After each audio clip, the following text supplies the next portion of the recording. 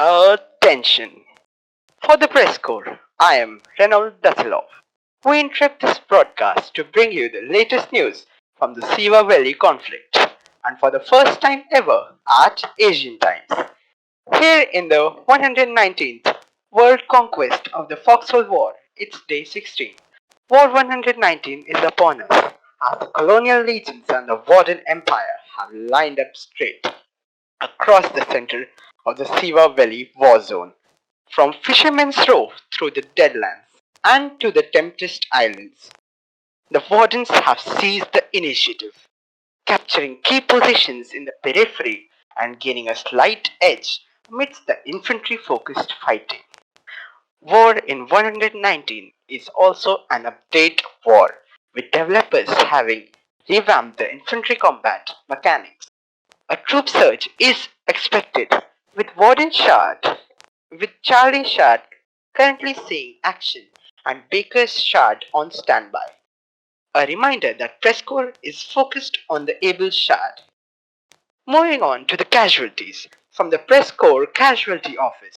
Combined casualties for this conflict have reached a total of 300,000 deaths, with Wardens suffering over 26,000 deaths and in the region of Deadlands and Colonial Legion suffering 22,000, and a total of 48,000 deaths has been seen in the Deadlands.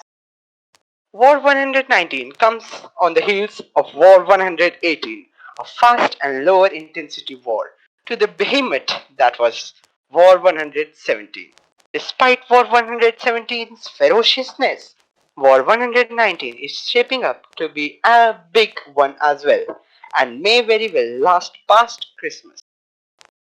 War Report. I will now be reporting a war report written by one of our fellow correspondents in the Robert Loves Game server. Day 1. Warden Regiments, the 6th Swarm, made a daring push into the Finkers. Following a successful tap operation in the Wardens began to spawn from the home region and pushed through the plank house. The region was soon flooded by Wardens who used almost 1,000 shirts left in the relic. From the 4,000 shirts the Fort Barley relic spawned with. The Warden pushed towards the plank house was stopped by a quickly constructed colonial defensive line, composed mostly of pillboxes and trenches. Wardens began to fall back towards the Fort Barley soon after. As they reached the cliffs, the Wardens spontaneously formed a cult around an oil field in the region, the so-called Cult of the Hydrocarbon. Believed the oil field produced critically wounded soldiers at a higher rate. These critically wounded soldiers were then fed to the Warden Field Hospitals. The Warden infantry dug in on the cliffs surrounding the oil fields to defend Fort Barley from a determined colonial counterattack. As the battle raged on, Warden chaplains from the cult of the Hydrocarbon roamed the battlefields, preaching to the Wardens and raised their spirits. They demanded that the enemy and friendly casualties be brought to the oil fields and sacrificed before being transferred to the field hospitals. It wasn't long before the entire Warden force in Fort Barley was converted to the cult and began to preach to one another the sacrifice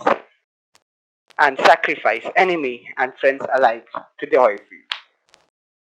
This burst of faith and the following rise in morale allowed Wardens to band together and hold their ground. As of writing this, Fort Barley stood, but this was on day 1, so this may have changed. Now, moving on to the weather. The front has seen clear weather across the central, western and eastern regions.